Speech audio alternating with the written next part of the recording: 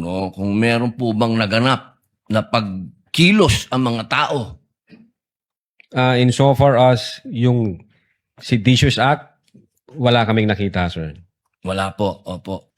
Kanina po nabanggit kanina ng isang senador na meron pong 2 kaso sa panahon ni Pangulong Rodrigo Roa Duterte na inimbestigahan niyo po, isang 150 million, tsaka ano po yung isa?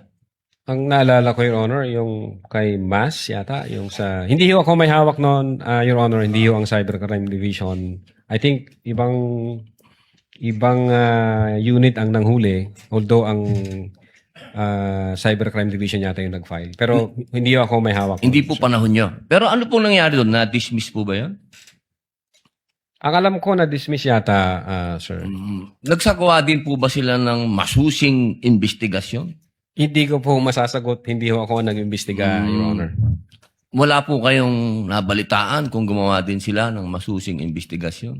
Again, Your Honor, kung ibang unit ho ang nagsagawa noon, wala po akong personal knowledge. Opo, opo. Kasi po doon malinaw na mayroong involved na pera. Kasi alam niyo, matagal din po ako nakulong. 3 taon din po ako sa kulungan. Marami po ako nakasama dyan na mga hired killers. Katunayan, pati po hindi hired killers, nakasama ko din po dyan. Sila Tihanki. Katunayan, excuse po sa aking seatmate. Madami po talaga. Pag usapin po kasi ng pera, talagang may threat. Pero sa tingin po ba nyo, yung mga nangyari nung November 23, birthday ko pa po yun. Opo. Sa tingin nyo po ba, walang involved na kahit anong pera dito, walang kahit anong threat pa rin po ba yon sa palagay ninyo? Kasi ang hired killer, pera-pera po yan, ha? Based on our findings, grave threats, Your Honor, and inciting to sedition. Meron po ba, inciting, okay, maganda pong pag-usapan yan. Doon po ba, pagkatapos po ba nung November 23 na mga sinabi ng ating Vice Presidente, meron po bang ginawa ang ating mga taong bayan para maging inciting for sedition? Nagbunga po ba ito? Your Honor, ulitin ko po yung sagot ko. In the case of People versus Nabong, hindi ho necessary... Pakisagot na lang po kung yes or no, kung meron po bang naganap na pagkilos ang mga tao.